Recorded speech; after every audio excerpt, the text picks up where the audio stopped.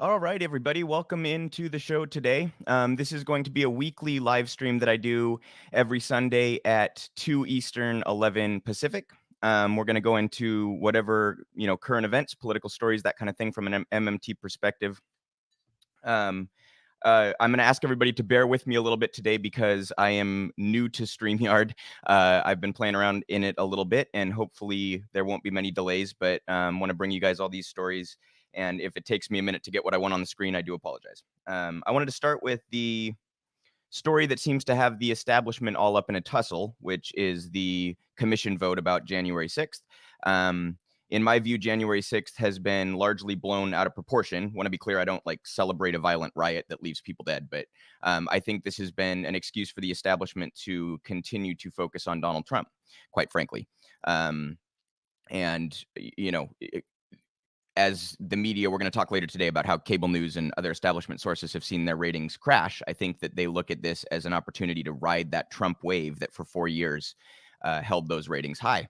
So I'm kind of just, over talking about this, and, people who engaged in violent acts have been prosecuted and things like that. So this commission to me was likely to go just like the 9/11 commission, where we essentially further erode our rights and further enhance the security state and these kinds of dangerous things. So in my view, none of that would have been positive. We didn't see many positive outcomes come out of the 9/11 commission, right? And I don't think that many would have come out of this either. But the vote, having gone against that commission, I want to show you guys here an article. This is in NPR. Senate Republicans block a plan for an independent commission on January 6th Capitol riot. Bipartisan legislation to establish an independent commission to investigate the January 6th attack on the U.S. Capitol has failed in the Senate as Republicans staged their first filibuster since President Biden took office to block the plan. The final vote Friday was 54-35, but Republicans withheld the votes necessary to bring the bill up for debate. Just 6 GOP senators joined with the Democrats, leaving the measure short of the 60 votes needed to proceed. So we will not have a commission on this. And as I mentioned, that's to me not a terrible thing, but I do think that there's a discussion to be had about the Senate and how archaic it is and unnecessary it is. And, the idea that something that goes 54 in favor to 35 against would not pass is kind of absurd to any reasonable person. I think the filibuster is ridiculous.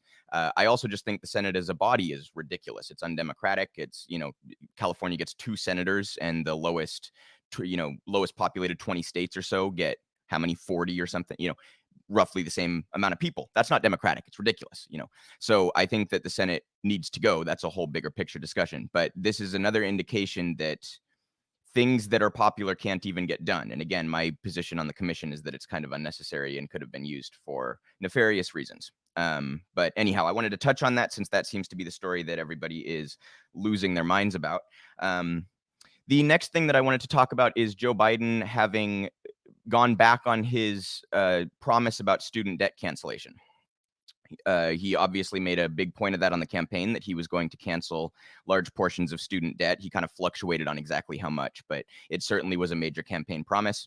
And now he has fully admitted that that's just basically not going to happen with his budget proposal. So I have a Business Insider piece here. Biden's $6 trillion budget dropped key campaign promises on student debt cancellation and healthcare reform. President Joe Biden officially unveiled the first budget proposal on Friday, which requests $6 trillion for fiscal year 2022 to largely help fund his 2-part infrastructure plan. But several issues he promised during his campaign to reform are noticeably missing from his budget. The budget outlines spending focused on climate change, education, and care economy measures included in the president's infrastructure proposals, but it doesn't incorporate campaign promises to cancel student debt and reform the healthcare and unemployment systems. So Biden, having had made a big deal about 2 big issues in the country, healthcare and education. Biden's position on healthcare was to implement a public option, which I don't think is anywhere close to adamant, and in fact, I think has quite a potential to be a poison pill in a way similar to implementing a state-based single-payer system has the potential to be a poison pill, or in a similar way. But Biden having gone back on that promise too, right? Flip-flopped on that. He could have implemented, you guys, the Social Securities Act allows the president during an emergency to implement something like a public option or just outright single payer by executive order. And yet he does nothing at all after over 500,000 die from a pandemic. It seems utterly ridiculous. And I think history will frown on the lack of response, the lack of lessons learned, both economically and in terms of healthcare coming out of this pandemic, right? But he also, having gone back on the student debt situation, which is a major issue. I don't think that this even gets enough attention, you guys. It's what the number 3 cause of debt in the country, and it cuts directly against this whole bullshit meritocracy idea that we have in our heads, that, like, you know, you just work hard and do the right thing and then you'll be fine. And it's like, okay, well then how about all these people that worked hard and went to college, a lot of whom could not afford to do so and took out loans to do so, and now they're working a good job but still drowning in debt? You know what I mean? How does that fit into this general equation, right? So it's a major issue, and it's something that would be so easy to fix. Again, could be done by executive order, and Joe Biden just refusing, and at this point admitting that he is going to refuse to deal with this in any robust or substantive way. And that's deeply unfortunate. I wish that we were in a very different political environment, but here we are. Next story I wanted to talk about, Amazon. Amazon has implemented new booths that are supposed to help employees deal with the mental health stress of working in their facilities. This is just amazing. This is in Now This News. Amazon introduces AmaZen booths to soothe its overworked warehouse employees. The e-commerce giant introduced AmaZen as part of its new wellness program at warehouses, which have a reputation for their demanding and dangerous conditions. While Amazon faces accusations that it contributed to a failed historic unionization campaign in Alabama, the e-commerce giant came up with a solution for employees working grueling shifts: small meditation boxes. Soothing, right? Amazon introduced AmaZen in May as part of a broader project called Working Well, which will provide employees with physical and mental activities, wellness exercises, and healthy eating support.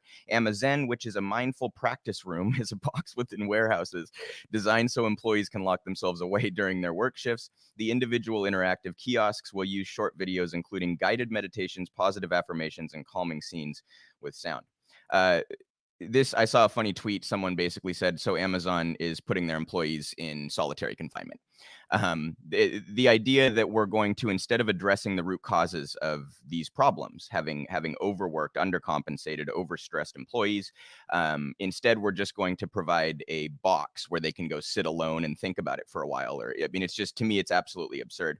The woman who created these apparently was a well-meaning employee. I don't mean to come down on her, but the idea that she felt the need to create this is such an indictment on Amazon that, you know, this is similar to the story about how they had a problem with workplace injuries, right? Joints and muscles and tendons because of the strenuous work that they have to do in warehouses. So Amazon's solution to this, instead of addressing the root cause, which is to make the work less strenuous, spread it out more, these kinds of things, they started a rotation whereby you were working different muscle groups each day so that you wouldn't break down as easily, right? So Amazon doesn't care about the long-term implications. They could give a shit about all the arthritis you're going to get later in life and all this. They just want to get as many working hours out of you as possible. It's almost like you're a machine, and they just want to keep you well oiled until you break down, and then they can cast you away, right? Anyhow, just another hilarious example of Amazon completely missing the point and probably thinking that they're implementing some sort of progressive, forward-thinking policy when in reality they are actually refusing to address the problem in any substantive way whatsoever. So at this point, I want to bring in my guest today. Those who have followed my channel will recognize Vinay Orekondy, who has been a friend of the show. Vinay, I met on the Bernie campaign in 2020 in New Hampshire. He's an attorney and a progressive activist and educator, and has some fantastic opinions about progressive politics. So I want everyone to welcome Vinay Orekondy. Vinay, thanks for taking the time today. Thanks so much, Luke. It's good to be here again. So if you wanted to start by introducing yourself, I know you did this earlier on my channel a couple videos ago, but for the real progressive audience, maybe just explain your background, how you got into politics and that kind of thing. Yeah, so I mean, okay, so well, it depends how deep a dive you want to go, but I guess I'm in politics for about 10 to 15 years, and funnily enough, I got my start here in the US. I was, started getting involved in, like, my interest has always been international law and international relations. That's kind of where I started, and I was interested in the ability of how do grassroots activists shape global policy. Is it even possible? And it is possible. You just have to build international movements. So I started getting involved with groups that were doing that, like the Jubilee Debt Relief Campaign, which was all about cancelling third world debt. And that was one of the most effective organizations, international movements I'd ever seen. And they were based in, or they still are, they're based in DC. And I started there. And then I went back to Australia and got involved in some media campaigns against the Australian equivalent of Rush Limbaugh, a fellow called Alan Jones, and went on to do some union organizing. I was a union lawyer for a while, and also was a co-founder of the Australian Progressive Party, which I ran for a couple of years. And then after that, I've had some fun. I've run for office. I came here, worked for Bernie Sanders, which was amazing. And I immigrated here. I was lucky I won the green card lottery, so I'm here to stay. And now, and I've just recently got my passed the bar here in Vermont. So I'm going to be practicing as an attorney and looking forward to getting involved in serving the movement here. Absolutely. And actually, on that note, you had to get, again, this will be a little bit repetitive for those who have seen your previous interviews, but I talked earlier about Biden having gone back on his promise to cancel student loan debts or even really take a substantial chunk out of them. And you had talked about how that applies to law students in particular, and how there is sort of a systemic, oppression of lower and middle class people who want to become lawyers, and how they have a harder time achieving that. So can you maybe explain a little bit that process and how classist it can tend to be? Yeah, so I think so there's a couple of things. Like, obviously, law school people get massive amounts of debt, which simply isn't the case in Australia. Like, there is government funded education. It's not free education like in Europe, but it is government funded. And people don't rack up enormous amounts of debt, like hundreds or $200,000 here. So the first thing that immediately happens if people walk out of law school is they're essentially forced to work for someone who pays well, right? So probably some evil law firm or something, or doing some nasty work. And they've got no choice, because that's the only way they pay off their student debt. So who suffers from that is public interest law. So I'm in a really good position that I didn't have to go through the US legal. I passed the bar here, but I didn't have to do a US law degree. So I'm in a really, really good position to be able to use my degree for public interest. So in terms of the process itself, in terms of how classist it is, so specifically my gripe is the bar exam, because it's a process that takes I could kind of accept it if it was a genuine test of skill, but it's maybe like a 40% test of skill and a 60% test of memory. In practice, as a lawyer, you don't sit and memorize lots of things. You just look things up, right? But for some reason, they make you memorize it. What does that mean? That means that in order to pass this exam, you have to have memorized, 17 law subjects off by heart, which means 3 months of your life, at least, if not more, has been spent committing this stuff to memory. Who has time to sit and not work for 3 or 4 months? People with money, right? And people who are not, don't have kids there, right? So in other words, the whole process is designed to stop anybody who doesn't have resources or has other duties like that they can't stay away from. And you can see it in the statistics, like single mothers get smashed in bar exam results, right? Continuously. I heard about this story about this lady who passed, a single mother of like 4 or 5 kids. She passed it after the 9th attempt, right? Wow. That means that could have been like, I think it was like like 9 or 10 years of trying, which is just ridiculous, right? So, and as I said, the counter argument is always thrown as, oh well, you want to make sure that the best people are lawyers. And as I said, if it was a genuine test of skill, I'd accept that, but it's not, right? So much of that exam is a pure memorization test. Yeah, that I mean, the time really is the breaking point, right? Like there's student debt in the United States in all sorts of various fields that people end up being drowned by, and that's Mhm. classist in and of itself. But when you then have to spend months, unable to really work or do other things and study for this thing, that puts a strong advantage on those who have the time to do that and the means to create that time. So I want to move on to Yeah, a and segment actually, that. Oh, I'm sorry. Go ahead. okay.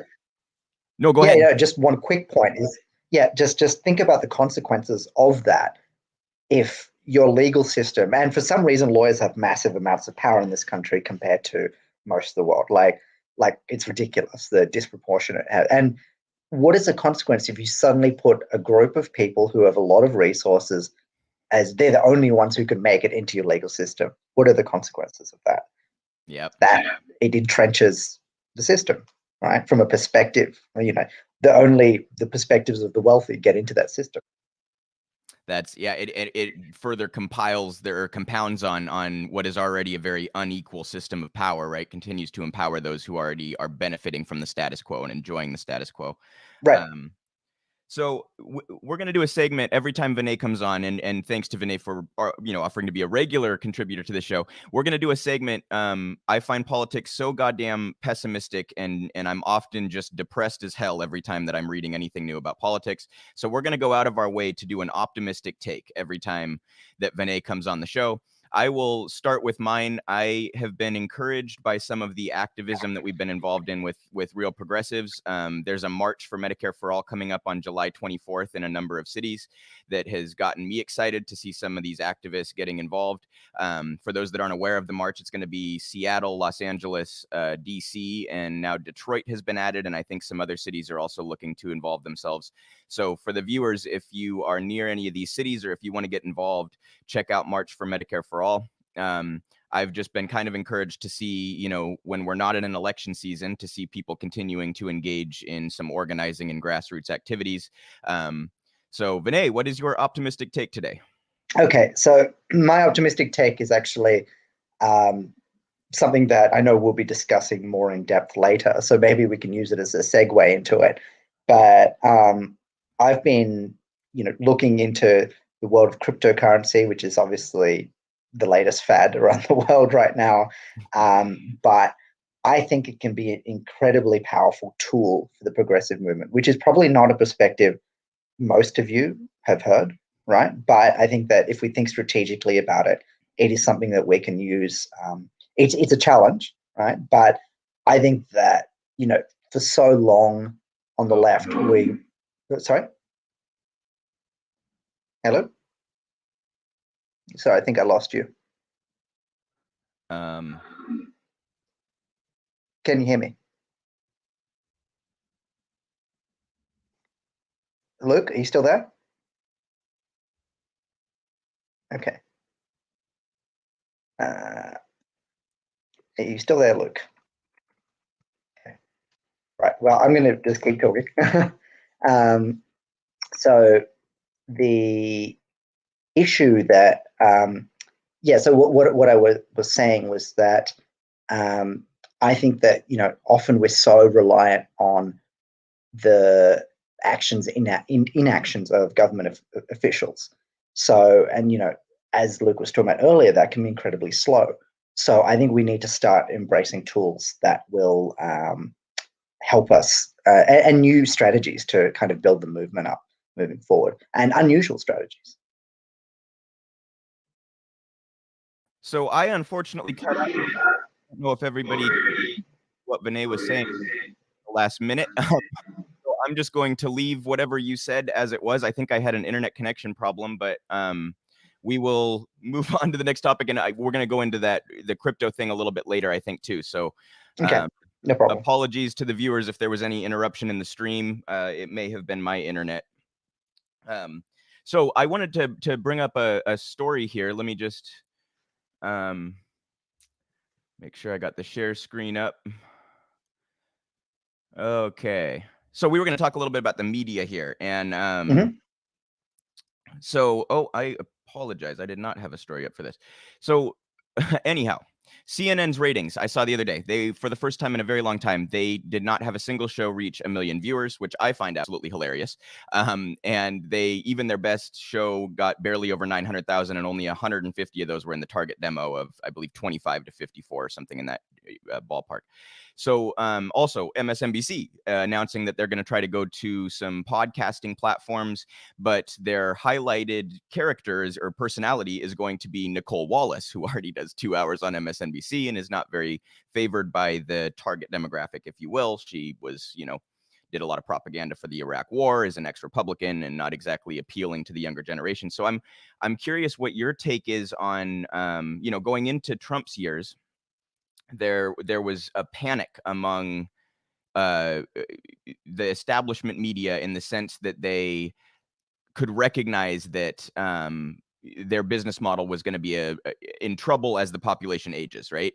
So I'm curious what your take is on how they, how we can transition to an independent media in an effective way, where we're getting news from sources that aren't so inclined to favor the corporate class and the donor class and these kinds of things.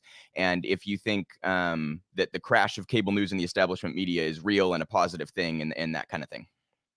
Yeah.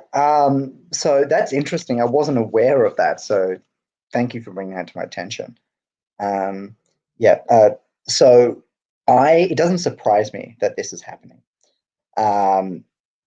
Because, I think it's part of a broader pattern of things that are happening around the world, is that establishments of many varieties are under threat, right? Where they hold power because of some sort of structural advantage due to money. It's usually money or inheritance, or they've built up an organization or something over many years. But then the internet has come along and disrupted it, right? And why has the internet disrupted it? Because if those organizations controlled access to something, whether in this case the news, they no longer control access to the news, right? Because the internet provides access to, like, it can get anyone can up and become a, do a show or whatever, and it's really easy for anyone else to access that. It's not like before, where only someone with the resources to send out investigative journalists, and then to get on TV, and then people who had to have a TV to get there. Whereas now, all you need is an internet connection to be on either end, either a viewer or a presenter, right? So because access is easy on both ends now, the structural advantages of, money and pre-existing power don't hold as much weight. So if they want to maintain that power, they have to have it. Like, people will continue to follow them if they provide, do good work, right? Like, they just have to be the best at what they do in order to, maintain that advantage. And so clearly they're not. There's a reason that people are turning away. So, and I think that one of the positive things I've seen in, in journalism, is I've seen a really, really good uptake in certain places in investigative journalism. So, I don't know, whatever your thoughts are on the New York Times, they have done some really good investigative journalism, especially over the last 4 years or so. So I think that essentially they'll have to keep up. They'll have to increase the quality of what they do. And I guess the downside of accessibility is that there's a lot of people out there who just providing bullshit. There's a lot of misinformation out there. So we just have to find a way to challenge that, right? I don't think it's sorry, not to navigate that. I don't think there's any point lamenting the loss of structural power. Like, it's if it's not done, like, they'll have to keep up, right? As I said, and so some will stay around, right? Like, I think the New York Times will, despite Donald Trump calling it the failing New York Times, I think that they've proven themselves, right, as journalists. But I think that a lot of these cable giants will go down if they can't keep up. Yeah, I mean, I think it's interesting to me that MSNBC seems to think that it's a pure platform issue and not a content issue. You know what I mean? Like Right. they're just going to platform one of their top personalities on a different, and they think that it's like somehow going to make some sort of, oh, all the youth are just on podcasts. They're just, like no, your content sucks and we're not watching it because it's awful, Right. Right. And if they can't compete because of that, like, and that's the problem again, is because it's still on the assumption that it's based on a person, right? And that's just playing into the old model of structural power. Say, okay, well, we've got this person has structural power, so let me just move them to where they are. It's like, well, no, there's obviously a reason why they're not commanding influence. So I think it's more useful to think about influence than structural power. Yeah, that makes a lot of sense to me. And we've talked before about how important it is not to empower politicians and leaders with our mindset, right? To actually have a mindset that we can affect change on the ground level by building community, instead of having this mindset that some politician is the vehicle by which we must go through, right? If that's our mentality, we're already sort of conceding power to that party or to that politician, whatever it might be. So that I think is a critical element too. Yeah, and on that, actually, I think that, so to answer the second half of your question is how do we grow independent media, is exactly with what you just said. It's about knowing the community that we're trying to reach, right? And providing for that community, right? I mean, obviously the old media model was we just want to hit as many viewers as possible, right? And I think obviously, Fox probably started the shift in this direction by saying, well, no, we see an untapped market of like right-wing people. We're going to provide for that community, right? And that's only, and MSNBC and CNN have followed that model as well. But millions of people via cable TV is not a community, right? That's just a lot of people with a political view. Now, I think that independent media can be, like internet-based media, can be much more tailored and say, okay, well, we're targeting, I don't know, activist groups, for example. We want to provide media for them who are specifically organizing in this manner. And then, you can expand that community. But the idea is that the role of that media is to play a role in facilitating connection between people.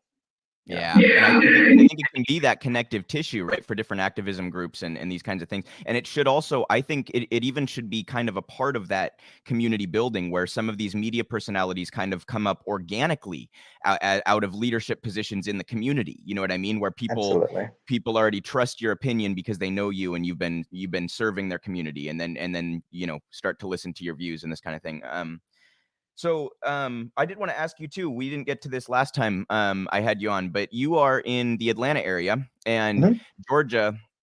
Very interesting politics in Georgia, to say the least, right? The two Democratic wins in the special elections, but I believe it's Warnock that is up for election again in 22. And I'm just really curious what your thoughts are on the general. I don't usually get too caught up in the partisan stuff, but I'm quite interested in what's going on in Georgia and the shift, and how real do you think that pivot towards being purple or blue is? Yeah, look, I think it's definitely it's purple. I wouldn't say it's a pivot towards being a blue state. It's going to be a purple state. I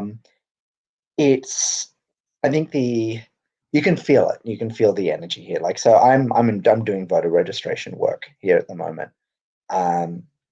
And there is a lot of energy and resources starting to flow into the state because of the national attention, because of the laws that were passed here, because of how razor thin the margin was, and because the control of the Senate hinges on that in 2 years, and also because of Stacey Abrams has got a lot of publicity recently because of her very good work. So all of that is combined to make Georgia this very focused spot. So I think that even if it wasn't considered even if someone deep dives into the statistics and it's still very much a red state, I think that the amount of resources that will get thrown at the state will ensure it will always stay competitive. And Warnock is he's a charismatic politician. I think and I don't know who the Republicans would run against him. I don't think they've decided yet, but it will be tough because. So yeah, expect this to be a very hotly contested, maybe the most hotly contested Senate seat of all time. Yeah, I can see that, and I'm sure that the Republicans have a pretty deep bench there in Georgia. It's just got to be my assumption that they probably have a number of people that they could run against Warnock there. I do agree he's a talented and charismatic politician. I don't think he's as nearly as left as I am, but that's pretty much every single senator. So that's just kind of that's what it is. But what's funny? Just a little side note. I remember when that special election was happening, and the Republicans tried to run this ad where he years ago he had like touted some Marxist stuff, and he was speaking at a podium and has said something about Marxism in a positive light.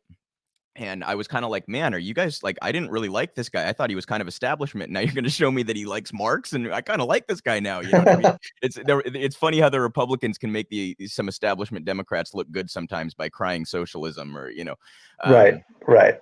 I've always There, just found that to be there's that reminds me of one of my favorite Facebook tag groups. It's conservatives threatening us with a good time again.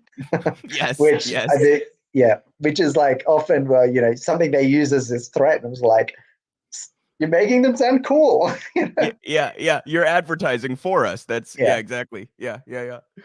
Oh man, no, that's too funny. Well, I wanted to ask you about, so you reached out to me recently about being part of a group of ex-Bernie staffers on Facebook, and I just wanted to ask your general view on the progressive movement, and is there optimism in this group of staffers who are working campaigns right now?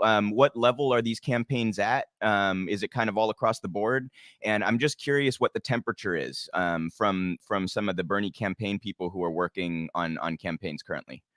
Yeah, I think, look, the truth is it's hard to measure because we're just coming out of COVID right now. One thing I could say is that, like, so this Bernie staffer group, like, where people are posting jobs regularly, and there's been a huge increase in the number of jobs just posted in the last couple of weeks, right? A huge increase, right? It was before, you might get one. During COVID, you were getting like one every couple of weeks. Maybe now you're getting like 4 or 5 per week.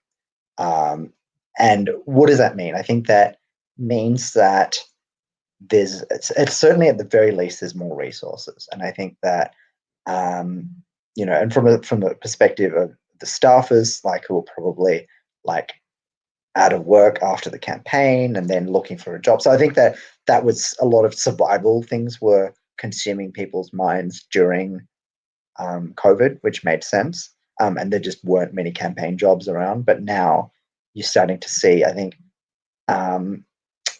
people are getting picked up again for campaigns. So I think that with that, the optimism is increasing. So I know that doesn't really answer your question in terms of the long-term projections of like where the temperature of the movement is, but because so many people are getting out of survival mode now, I think that it's too hard to measure, and I think that we'll be able to measure that probably in the coming months. Gotcha. Can you also speak to how, because you're more involved in some of this stuff than I am, and more maybe in touch with what's going on? I think campaigns, even losing campaigns, and I talked to Jen Perlman about this when she came on, is like the purpose of a campaign is not necessarily to win. It's great if you win, but to use that campaign to build communities and create connective tissue with other progressive organizations and groups. And I was wondering if you could speak to how effectively Bernie's campaign has done that. Because I do see a lot of connections that, like, I mean, I wouldn't know you if it wasn't for Bernie's campaign, right? So, I mean, I think there's all these connections that are made, and that can benefit our movement tremendously. Right. Okay. I think that. Okay. So what they did, there's just no way of putting it. There wouldn't be a progressive movement if it wasn't for, or a community if it wasn't for Bernie Sanders and his 2 campaigns. Like, there just wouldn't be one. It's as simple as that. So, I can go on to say where they could have been more effective, but let's acknowledge from the outset that it literally would not exist if he hadn't done. And what that's going to happen when you have the number of people descending on these states that you had in like Iowa and New Hampshire, right? So in Iowa, I may have said this last time on the show, I think you had like 1.5 doors knocked per second. Oh my Right. God. This was in the weekend leading up to the Iowa caucus, and in New Hampshire, I remember when we were out there, like we just ran out of doors. We knocked every door that was on our list, and so what we did is we were like, and everyone came back and said we want more, and we're like, okay, we I remember this. I was one of those people. right, and so we were like, okay, well, so we had to redraw lists out of doors that weren't hit and hope that there'd be someone there this time. So we sent them out again, and I think there was a day, the Saturday before the election, we had people come back twice. So we had to keep drawing up lists. So now basically the volume was ridiculous, and so what I think, and I think that's the beginnings of things, because what did it do? It developed leaders, it developed connections, it created the enthusiasm that simply is now filtering out into like progressives running everywhere. So a great thing that I've been seeing, a lot of those Bernie staffers are running for office. Some have already been elected, right? So one of my colleagues in New Hampshire is now in the Maine State House. So it's excellent. But where I think the campaign could have done better, and this was already on their kind of agenda, they just kind of never got around to it, was some of their two things. One is I think their organizing strategy was still a little bit too traditional at first. It was very much like, let's bring in the volunteers and knock on doors, which is fine and it's important and we've got to do.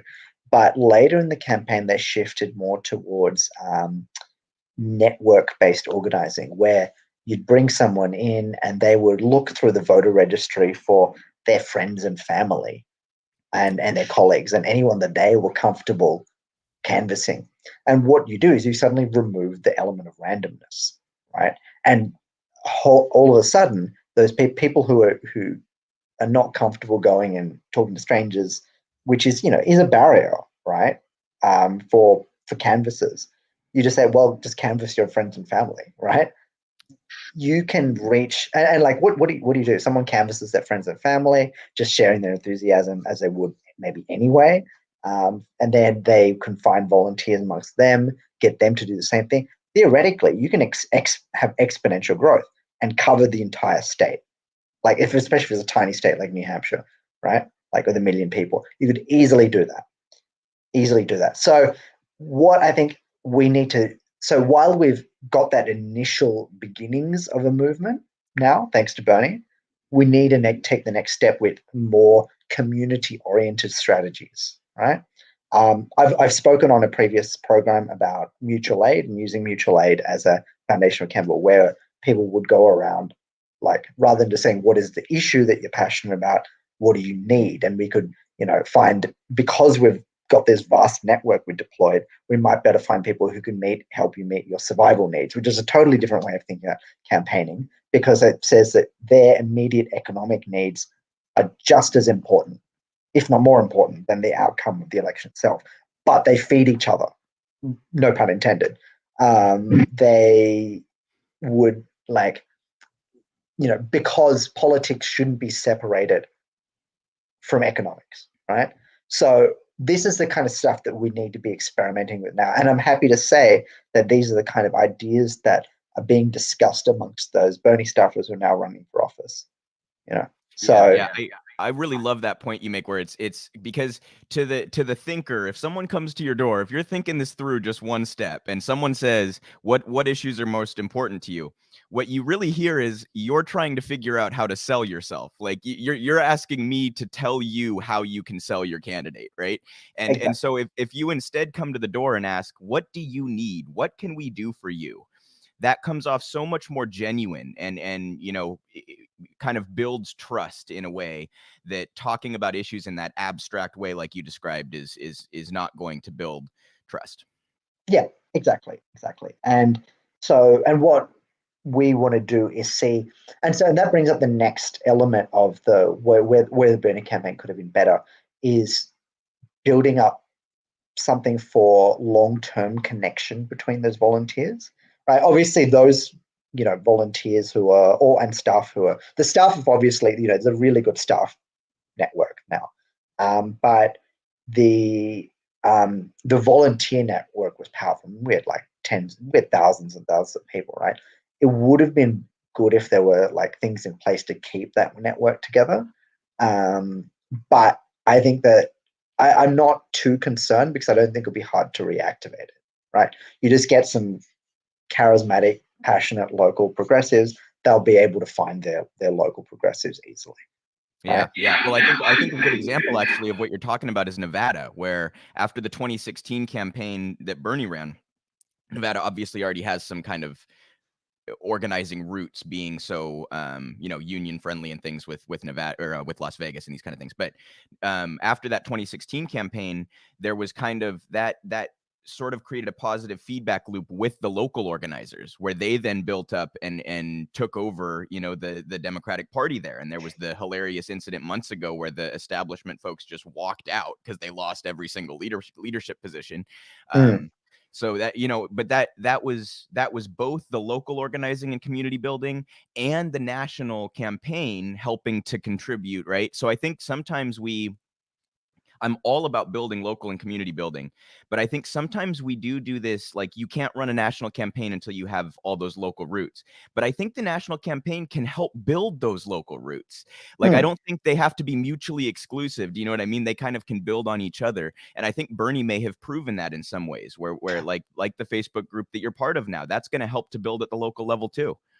Oh, I would disagree with the idea that you can't do a national campaign until you've done the local. That's wrong. Yeah. Because I mean, think of just the nature of power and how it's existed until now. Power has been top down, right? It's and you have to play, like, to run a national campaign, you have to play within that to some extent. The internet has helped that, but until now, people weren't connected to each other. Now people are connecting with each other on the internet, and they're starting to use the internet to form communities again, right? But you can't stop, right? Like, and you use the advantages you've got right now, and national campaigns that are easy to do. Local is harder to do. There's no doubt about that. It will take longer. It's ultimately more important, but it is harder to do. And like some of these ideas that we're talking about, while I'm very excited about it, I know that they're a long way off from implementation, right? So we just got to keep doing what we've always done while building on top of that and experimenting towards new things. Yeah, and I think you're totally right to point out that like there in many ways would not be the movement that we have today if Bernie had not run. So it's like, even if we start to feel pessimistic because the results never come fast enough and often are disappointing for the left, it's really worth noting that, like, compare this to a handful of years ago. You know what I mean? There really is more to build off of than there was at that point in time. And I think progressives sometimes are hesitant to acknowledge that we have moved the needle because we are always dissatisfied by how little the needle has moved. Right. And I think that's admirable, but it might put us in a place where we don't even acknowledge our growth and therefore can't like learn from that growth or what contributed to that growth, because we just get caught into the pessimism. You know what I mean? Yeah, exactly. I mean, and look, there is, like, just the very fact that I'm here talking to you, there was, Bernie is behind the creation of a global progressive movement. Like, it's not a formal structure or an organization, but our party very much loves, in Australia, the Australian Progressive Party. We look at Bernie as kind of like as the father of the movement, and that's on the other side of the planet. So things are very much in motion. So we should be proud of that. We should be excited about that. We have achieved a lot. Yeah. It's I think I used the metaphor last time we talked that it's almost like if you're watching a sporting event, like if you're watching a baseball game and your team scores in the first inning, you're not saying we won the game, but let's celebrate the run. We got something. You know what I mean? It's you can celebrate a little step in the right direction without thinking that you've won the war. And actually, that's an interesting point you're making, because I think that as the movement matures, that like we as a movement, because I think as a young movement, we're focused on the negatives, which makes sense because the movements ultimately are born from anger. Like they start because people are pissed off with something about the status quo, right? So a young movements will always be angry, right? And I think, but to mature, we have to be able to be more optimistic and positive. And that doesn't mean we sugarcoat things, obviously not, but it means we do things that are celebrating our wins, for one. But we also have to learn to provide more hopeful messaging. And most importantly, have to provide a vision for the future, an alternative. And I think that's something we've got to work on. And some of the ideas that we discuss, I think, move in that direction of providing a powerful alternative vision for what society can look like and inspiring people towards that. Because that's the truth is that um, it's just part of how you build power, right? And inspiration is an important tool for that. If you're just working with the people who are negatively affected by the issues we're talking about, like so for example, if you use anger and as your only tool, and you're saying that it's wrong that people are in student debt, okay, then the maximum number of people you're capable of organizing are those that have student debt. Yeah. Right. And maybe they can, the more they're more pissed off they get, the more noise they can make, and you can make some short-term gains. And it can become a very Trumpian way of doing things, right? Which is just to rely on rage. But ultimately, in the long run, that doesn't persuade society at large.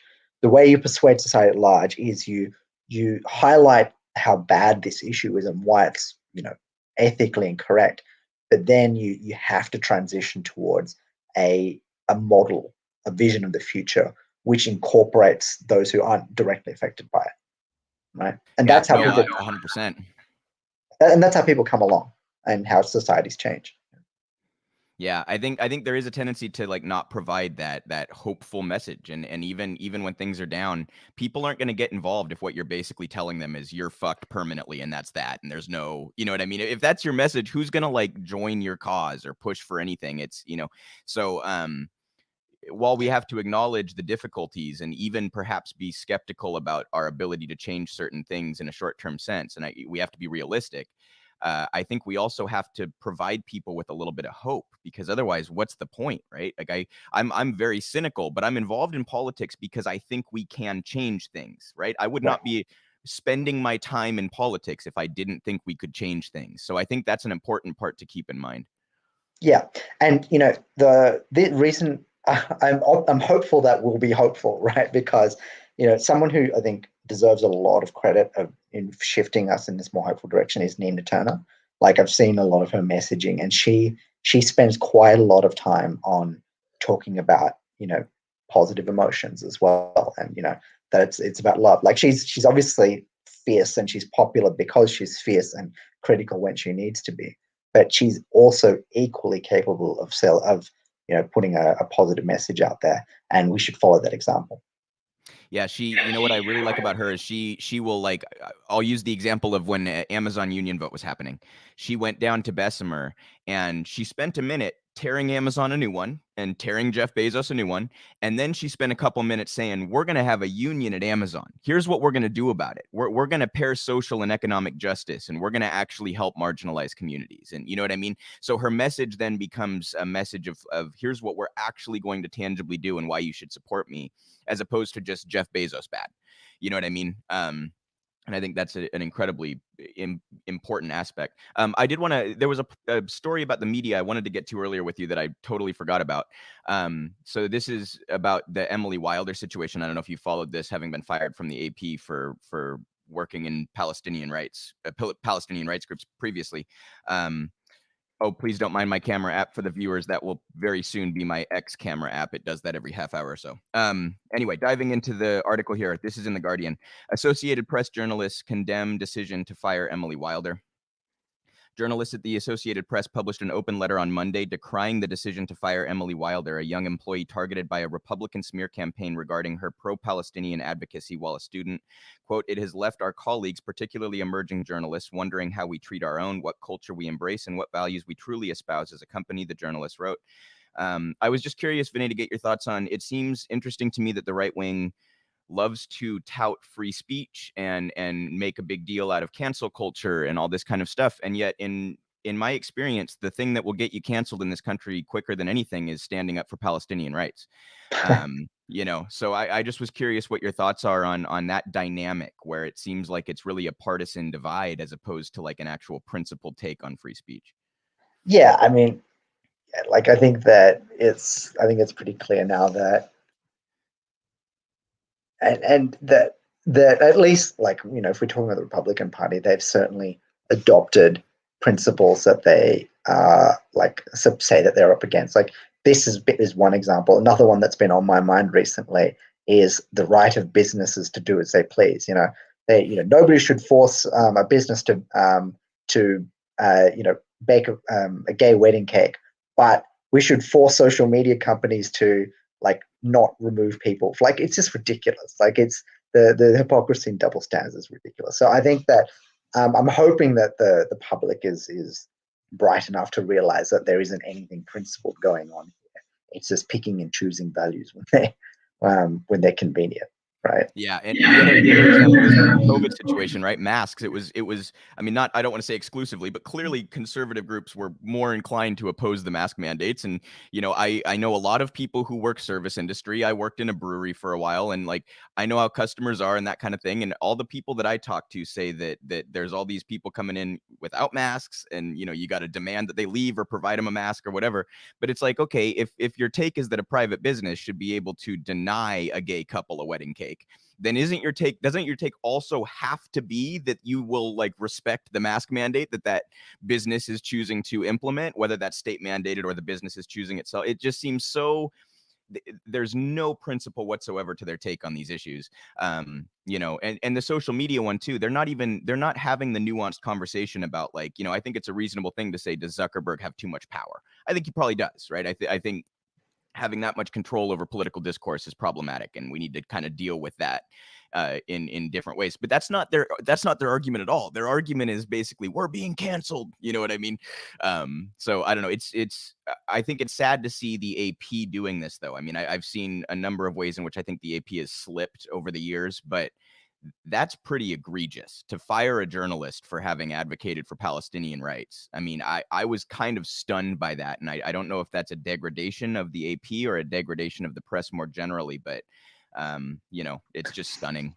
Yeah, I think that, that it goes back to what you were saying earlier about, about the press, is that they're subject to these economic forces, right? And I think so that they're terrified, and they're going to anything, because they know that they're being pushed, right? So anything that could harm their brand, they'll get rid of it, which compromises their integrity as an organization, right? Yeah. Because they're worried so much of the financial bottom line that that they'll take steps like this.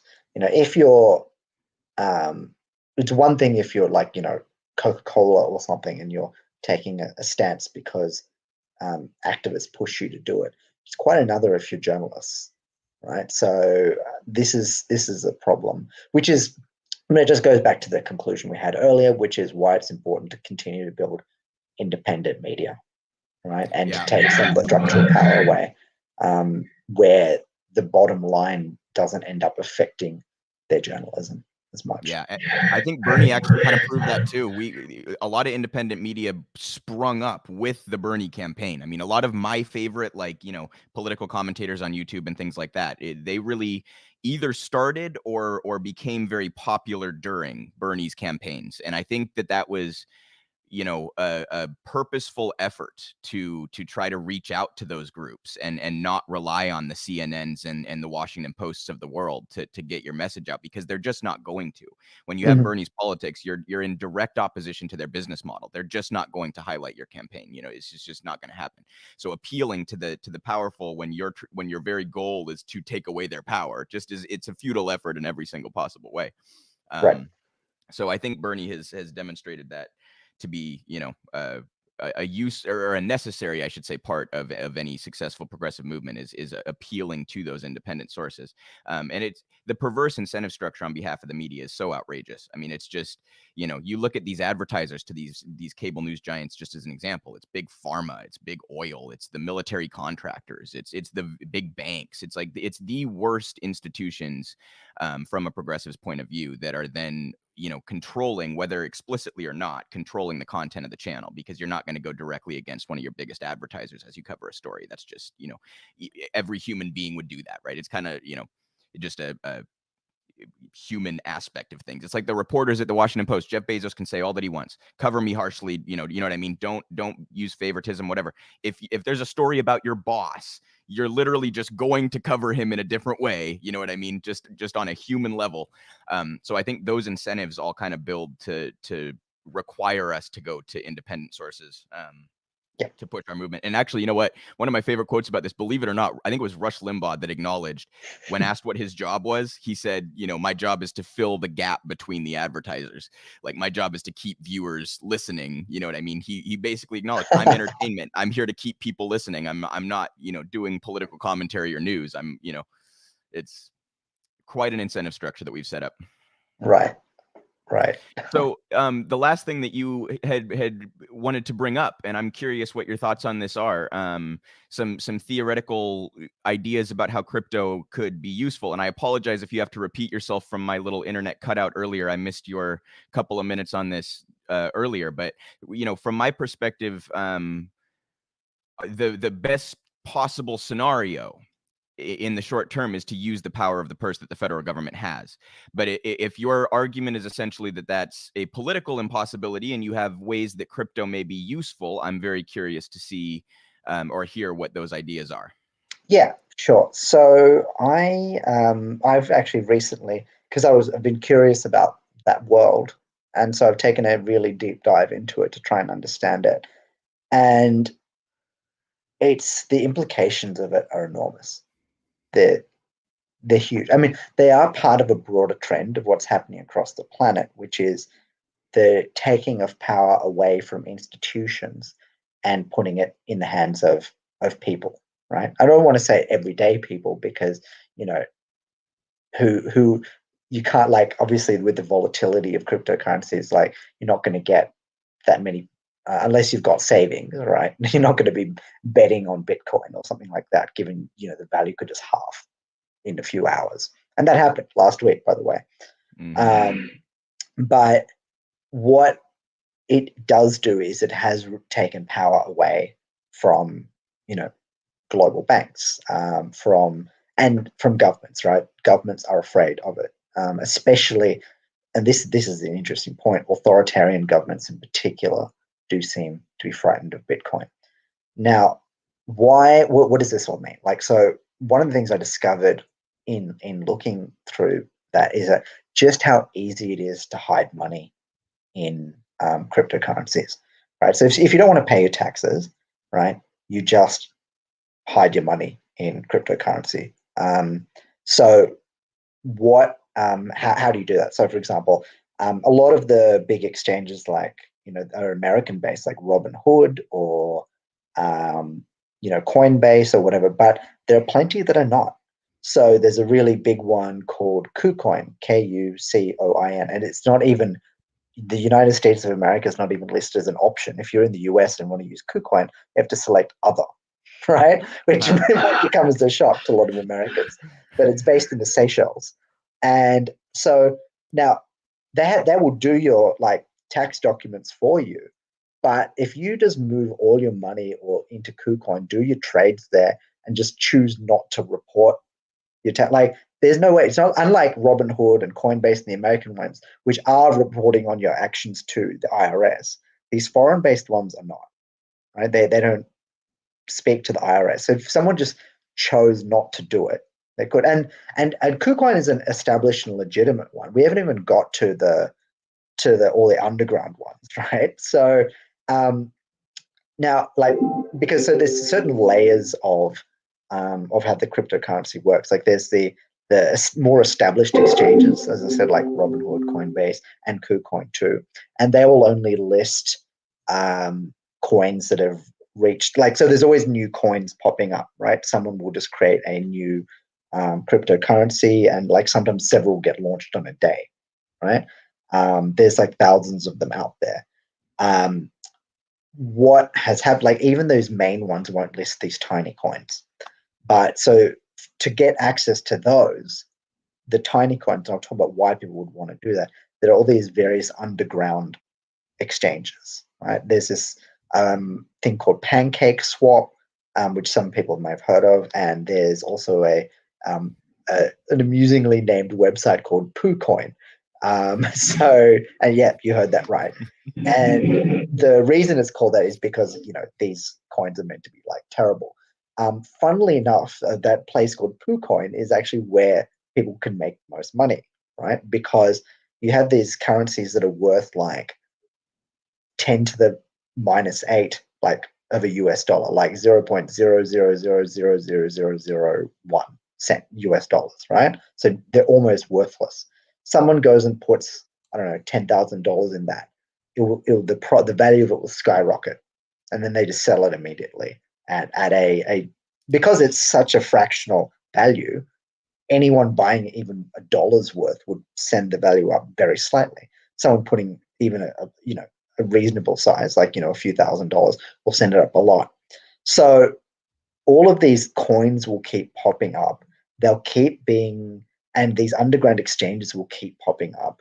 And there's just no way to regulate it on a national level because they exist on the internet. And if so, there's the only option is to have global regulation, right? And even that won't solve it. But so that's why the first step is that if we actually, like, if you're a wealthy person that doesn't want to pay your taxes, just move your money into these underground exchanges. It's really that simple. So that's why we have to look to how we're going to, as progressives, how we're going to deal with this. Right? Yeah, I mean, I do think, like, I think we should distinguish between, like, cryptos are not currencies in the sense that you can't pay your taxes with it. So they're not like a fiat currency, right? You can't. No, they're not a fiat. They're like an investment of sorts, or a commodity of sorts. But it's like buying art. Yeah, exactly. Yeah, it just has it's an investment. It's but I do think there's always value in technology increasing and improving, and the blockchain stuff is fascinating to me. I do think that we're going to see some aspects of digital currency, even if those are kind of in a more fiat form. And you know, it's an interesting prospect that you know, movements might be able to use something that is outside of the bounds of regulators to our advantage. So I think it's, you know, but I'm you know, very interested in that aspect of it. Do you think that some of these smaller, you know, newer versions of cryptos are going to become as popular as some of the ones that we've seen lately that have been on these roller coasters, like Bitcoin and Doge and what's the other one, Ethereum or something rather? You know, I'm curious how you think the whole situation will evolve. Sure. So funnily enough, Bitcoin's actually the most stable of the lot. So even though, and they're all the others, Bitcoin is almost like the reserve currency of the crypto world. So as it goes up and down, so do the others. And remember that these other ones are actually, especially these tiny ones, are much more unstable. Like, because of that, you know, they're worth nothing and then suddenly can be worth a lot. So I read about an example of some 17-year-old kid who put in like $500 into one of these like tiny currencies, and then came back a few hours later and was worth $150,000. Right? So like it's ridiculously unstable. So they will they achieve some level of stability? I think sort of. I think that a few things will have to happen. One is that Bitcoin will have to, like, there is a limit to the number of Bitcoins. There's only 21 million Bitcoins. Like, it's written into the coding of it. You can only ever have 21 million Bitcoins. And they've, like, 18.5 million have been created through that mining process, right? So, which means that there's still 3 million to go. When they reach that limit, I think there's a chance of stability being reached. The second thing is that you'd probably, if you see more institutional investors, or if you see someone like some sort of society adopting either Bitcoin or its own cryptocurrency as a way of interacting with it, like you're required to interact with this currency. Well, no, if you want to do trade with this, or you have to use this cryptocurrency, that will definitely be balanced. So Dubai recently released a Dubai coin, and that's been doing really well. And because it's backed, it's almost like a fiat currency, even though it's not. Because, and let's think about theoretically why. It's because what is money? It's a social construct that sits on top of the stability of power, right?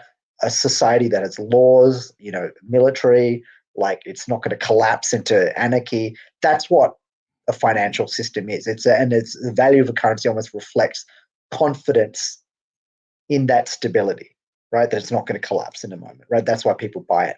So if like, and there are other, so that Dubai coin is a really good example of, because that Dubai is not going to collapse anytime soon. Therefore, if they issue a cryptocurrency, there's a society there that will be behind it. So I think that's and I've heard of the rapper Akon is like releasing his own cryptocurrency tied to a city in Senegal that they're setting up, right?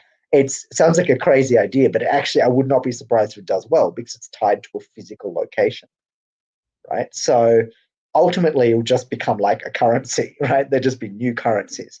So that, well, yeah, I mean, if it's backed by a monetarily sovereign state, that's a very different thing, because now it's a digital version of a fiat currency. That right. To me is different. If you can pay your taxes in a state with this currency and it's just digital, that to me it has aspects of being like a real currency, as opposed to what a Bitcoin is, or what, you know what I mean, which is not really currency. Like, I don't love that we use that term with it, because it's really more of just a commodity. Yeah. But it is interesting to consider like the implications of a state deciding to implement this kind of a thing. That's fascinating. Right. And I think the question though is, how can the progressive movement take advantage of this? And I think there's a couple of ways. But in order to do that, we have to kind of like change our perspective on it, because I know there's a lot of progressives who look at it with disdain as like, it's dirty money. That's like, they sort of just view it as they view Wall Street. And I think that, and obviously there's a lot of crossover with that, but it doesn't have to be that way. And I think that there's two things, is that, we're talking about building communities that are, somewhat autonomous, right? I absolutely think in future that, strong, autonomous, progressive communities should looking at, like, and I'm talking like down the track, right? Should be looking at creating their own currencies. Why not? That's and I think that would be part of how they build power. And it's not without precedent. Like there's like little sort of anarchist zones that do this. They create their own currencies. Right? They're not cryptocurrencies. They're like, I don't know. It's like, Well, you're almost talking about creating a state, because like having monetary sovereignty is really one of the key aspects of like what a monetary or what a sovereign state actually is, right? It's so like that's a very interesting, like, down the road conversation of how could we use the creation of our own version of a currency to our advantage in a power sense, to take power back. Right. And yeah, it is a doubt, but it's like, I mean, ultimately, where I stand. I've got a very left libertarian sort of approach to things, and I don't think as progressives that, like, I think the problem of relying on the state is that the state continues to disappoint us again and again, and we're reliant on other people trying to save us, right? And it's a very disempowering approach. It's like, no, we're an identity. We have our set of values. We should just build our own thing around this structure, right? That should be our vision. Is that what it being progressive isn't simply like we want to marginally improve people's lives, right? It's no, we have a radically different vision of what society should look like. We believe in a society, we believe in the commons. We believe that, if we want to go even deeper, we can think philosophically. We don't believe that, no, we believe like the purpose of our lives is to, achieve a kind of unity with nature, right? And that means working in communities. That means that, environmental sustainability. It means compassion. It means collective ownership, right? And I think we should be aggressive about this stuff, right?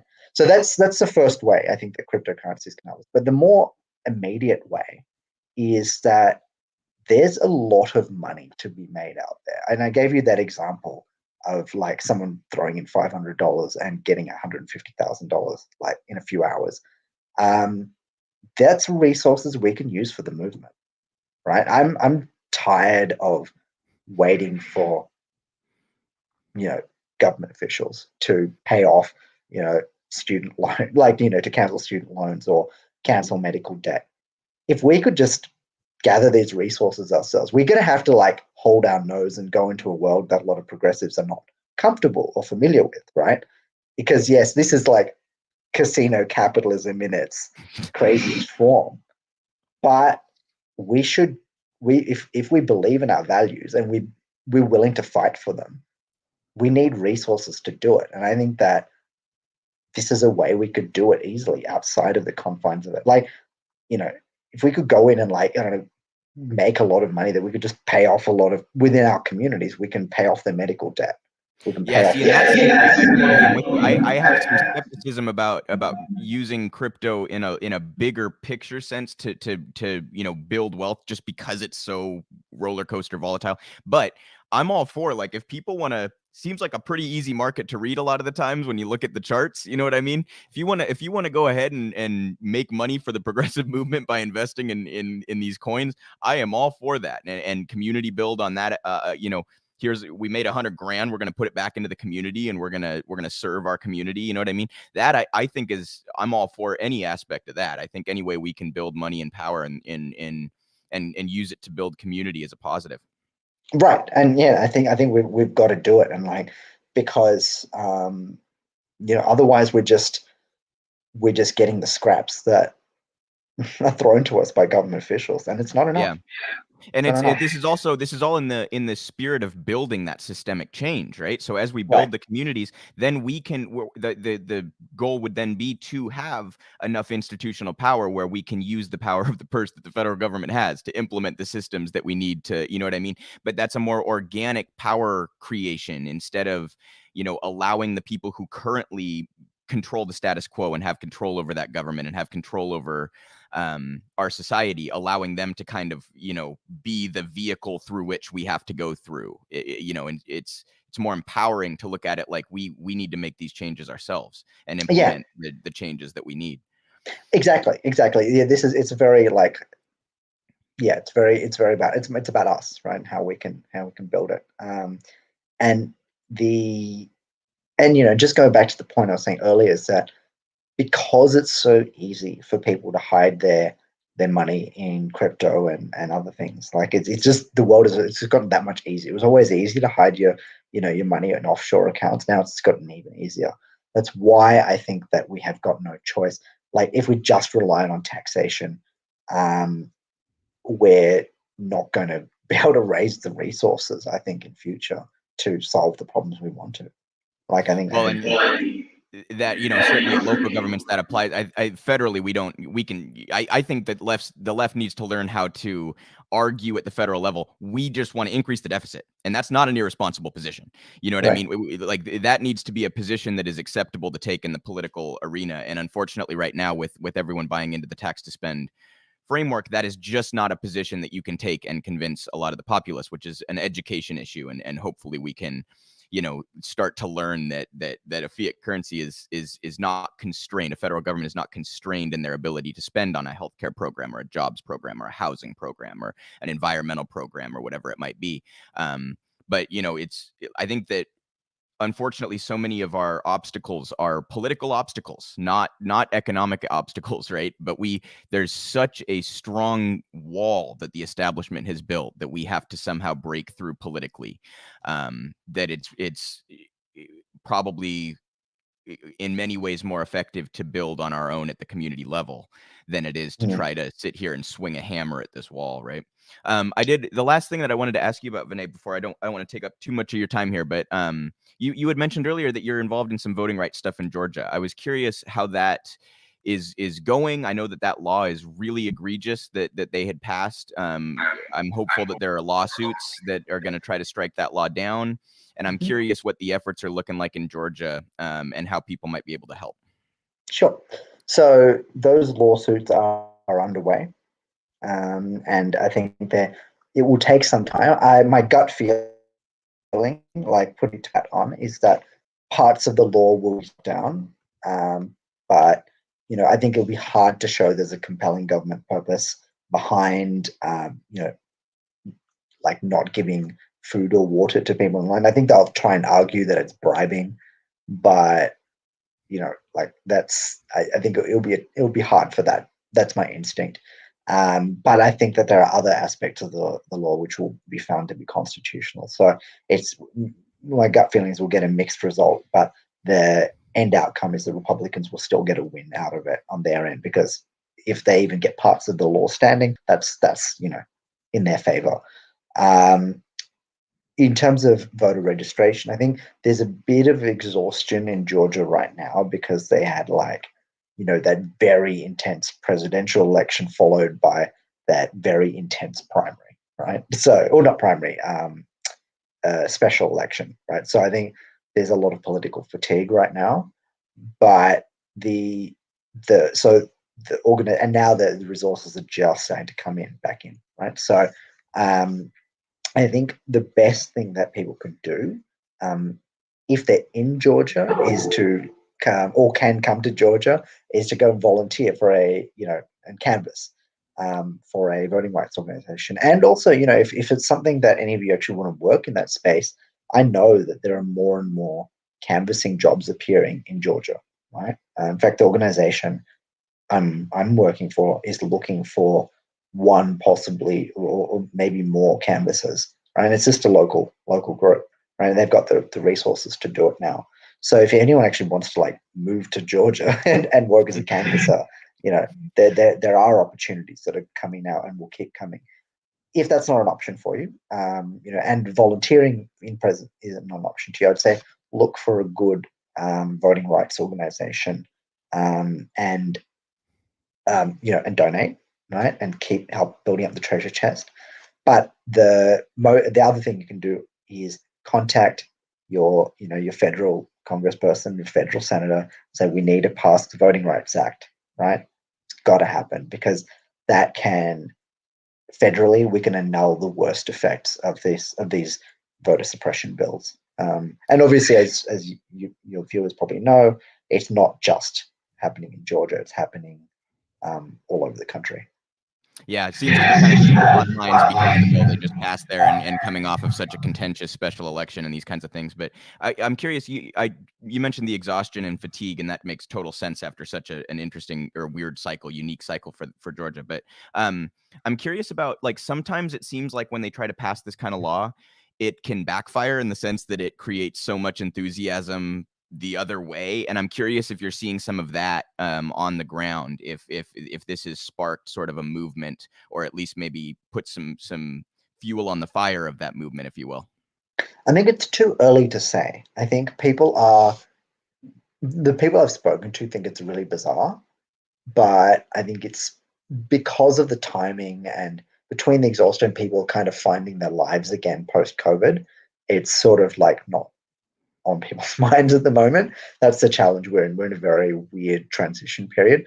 But from those who are, when we talk about it at the doors, they will say, well, everyone's aware of the law and they think that it's not right.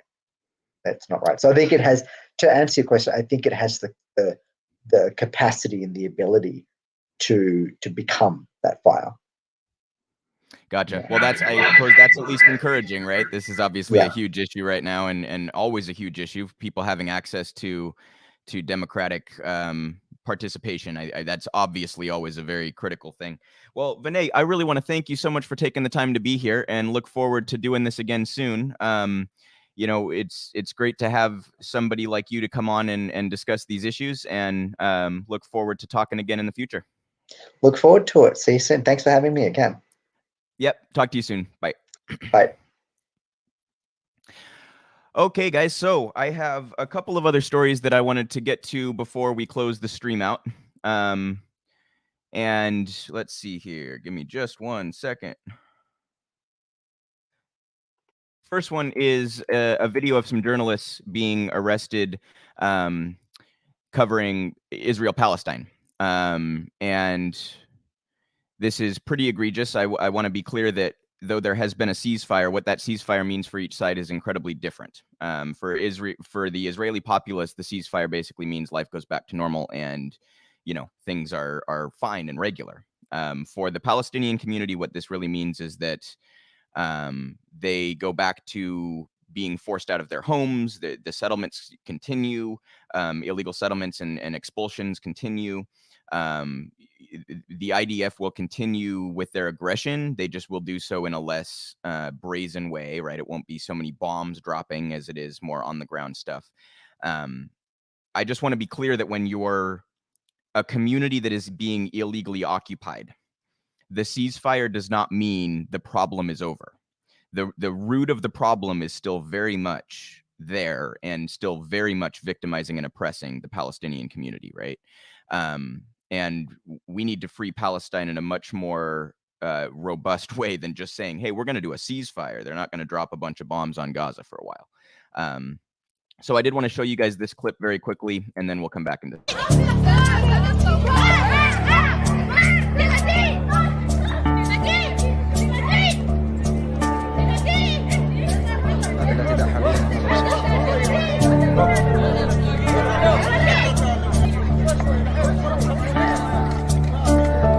ارفع راسك ارفع راسك ارفع راسك ارفع راسك ايوه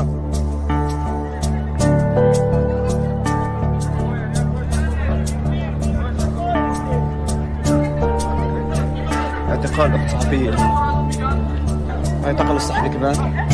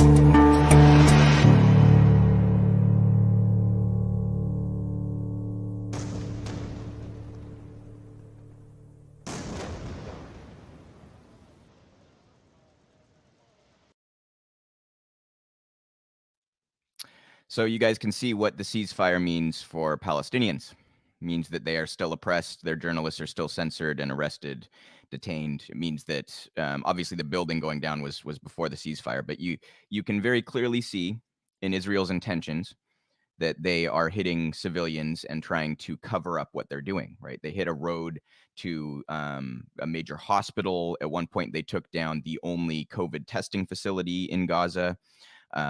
It's clear that the intention when you're hitting a journalistic outlet is to silence those who are reporting on your crimes. And I have mentioned before, I find a little bit of optimism in this particular area where I always feel like I have to say this caveat. Nothing ever comes fast enough with these issues, you guys. The fact that people are still dying and oppressed is terrible. Where I'm a little bit optimistic is that the rhetoric around this, the narrative around this has genuinely changed in the last even just year or two. You could not go on cable news and call this apartheid a year ago.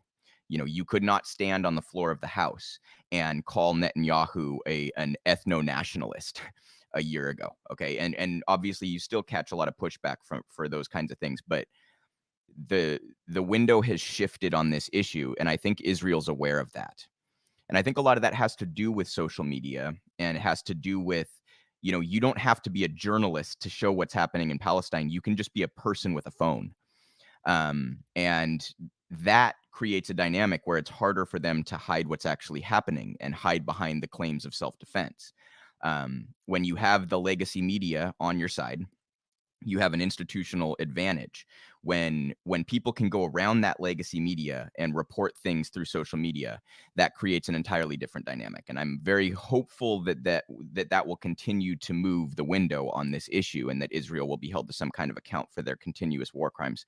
But I want to make unequivocally clear to everybody that the ceasefire is not a solution to the problem.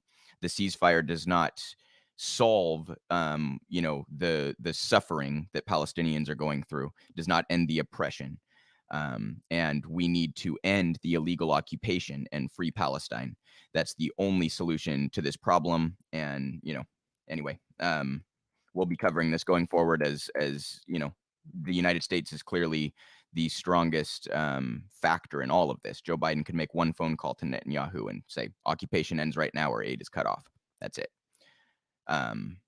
He won't do it. And in fact, Joe Biden has received over $3.7 million in his career from the Israeli lobby. That is the number one recipient of Israeli money in United States political history. So anyhow, one more story that I wanted to cover. This is a horrendous instance of police brutality. The story goes back a week or so, but I wanted to make sure to cover it.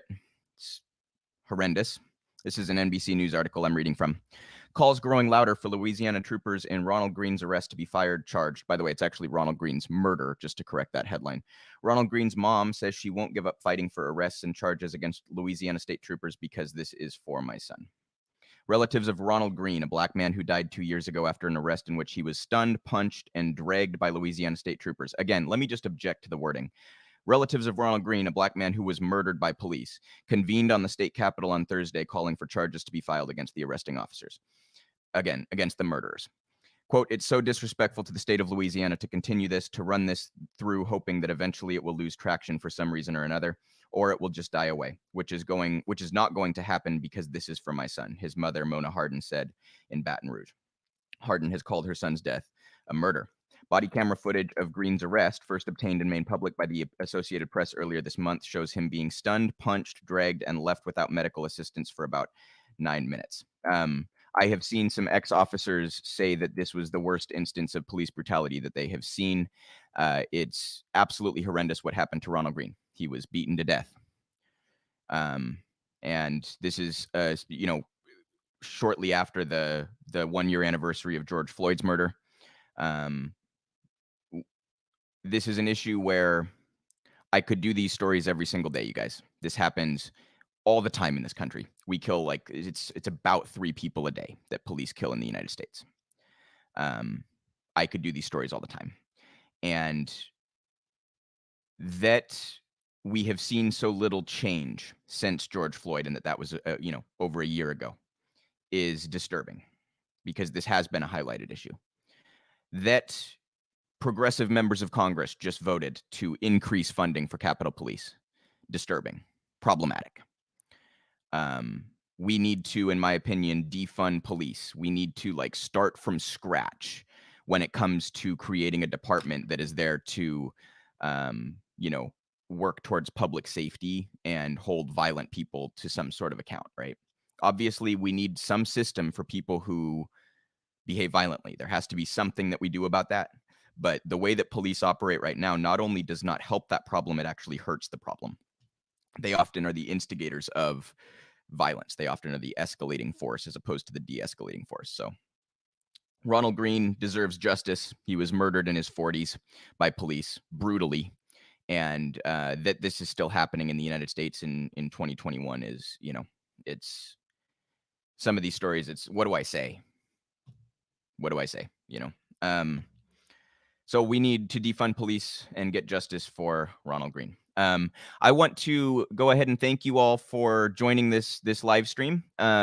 I want to plug Real Progressives and Real Progress in Action. Please follow us on Twitter at Real Progress US and at at RP_in_action. Check out our website, realprogressives.org, if you'd like to learn more or contribute to our organization. And also want to plug that march I talked about earlier, July 24th. We will be covering that march. If you would like to join, we want as many people on the ground and pushing for Medicare for All as possible. And if you'd like to tune in to our coverage of the event, it will be July 24th. So thank you guys so much for joining, and I will see you next week.